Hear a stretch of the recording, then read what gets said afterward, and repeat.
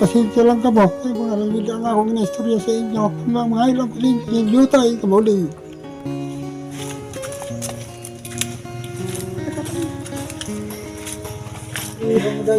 Adi po si tatay, no?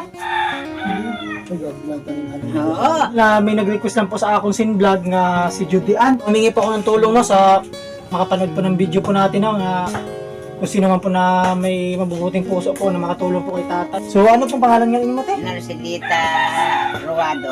Opo. So, bali pila na po, tuig po o bulan po ini siya na nagamasakit po siya po dito. Dumaanom na ya kabulan. Naurot ganing amon senior. So, ano po yung sitwasyon po ni Uncle Pablito? Pablito. Ako, ginawa, buligid yung ba ako kung sino man, hindi ko na ba, bulig Kasi sa ako. umaluoy. Di paluoy man kapag sa ako.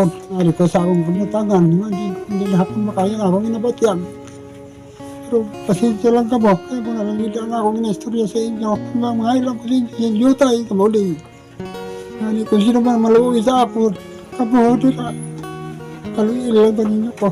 So, bali ano po, ano gid po, galingin mo ginabatyag call sa imo po sinlawas? Alin pala sa atong kinataos pala sa atong bili. Na nagalibot lang na sa ila yan. Hindi siya kaudo, ano na to? No po.